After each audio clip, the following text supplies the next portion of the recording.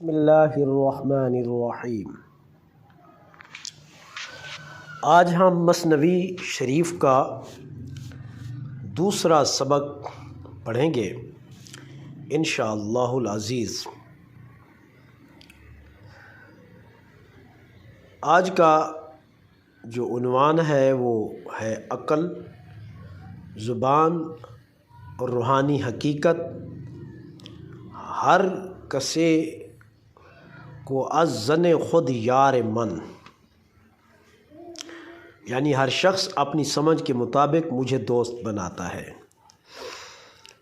اور اس کی اصل جو عبارت ہے مثنوی شریف کی وہ یہ ہے: ہر کسے از زن خود شد یار من، از درون من نجست اسرار من۔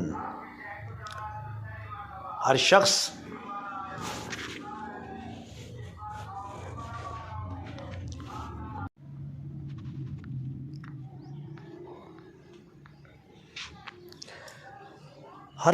اپنی سمجھ کے مطابق اپنا محبوب اور دوست بناتا ہے، مگر میرے باطن میں جو راز پوشیدہ ہیں ان کی تلاش کسی نے نہیں کی۔ ان اشعار کی وضاحت اور مختصر تشریح۔ یہ اشعار اللہ تبارک و تعالیٰ کی طرف سے بندوں کی سوچ اور تعلق کو بیان کرتے ہیں، اور مولانا روم رحمۃ اللہ تعالی علیہ ایک گہرا نقطہ اٹھاتے ہیں۔ انسان خدا، سچائی اور حقیقت کو اپنی عقل، اپنی خواہش اور اپنی محدود فہم سے سمجھتا ہے۔ وہ یہ نہیں سوچتا کہ حقیقت عقل سے نہیں، دل اور روح کے عرفان سے سمجھ آتی ہے۔ مولانا روم رحمۃ اللہ تعالی علیہ نے ان اشعار میں جو نکات بیان کی ہیں، یعنی ظن اور حقیقت، مولانا روم رحمۃ اللہ تعالی علیہ یہاں لفظ ظن یعنی گمان کو بہت اہمیت سے بیان کرتے ہیں۔ ہر انسان جو ظاہری عقل اور خواہش سے سوچتا ہے وہ اللہ، روحانیت یا محبت کو ویسا ہی سمجھتا ہے جیسا اس کا گمان ہو، لیکن حقیقت اس سے بالکل مختلف ہے۔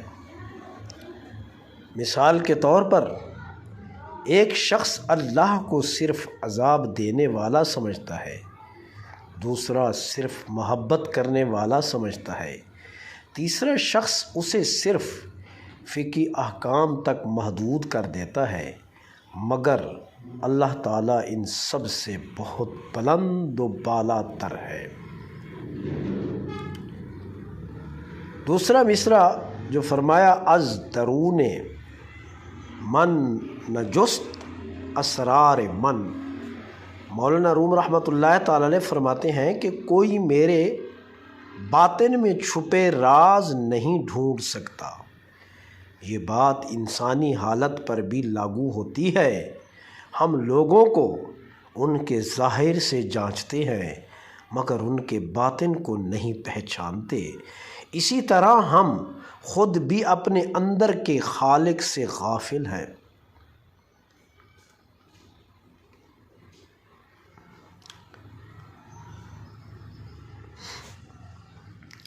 ہر انسان اپنے گمان کے آئینے میں حقیقت کو دیکھتا ہے۔ ہر حقیقت کو صرف سطحی انداز میں دیکھنے والے اندر کے راز تک نہیں پہنچتے۔ باطن کی آنکھ کھولنے والے ہی حقیقت کو پہچانتے ہیں۔ اس سبق کا خلاصہ اور نچوڑ کیا ہے؟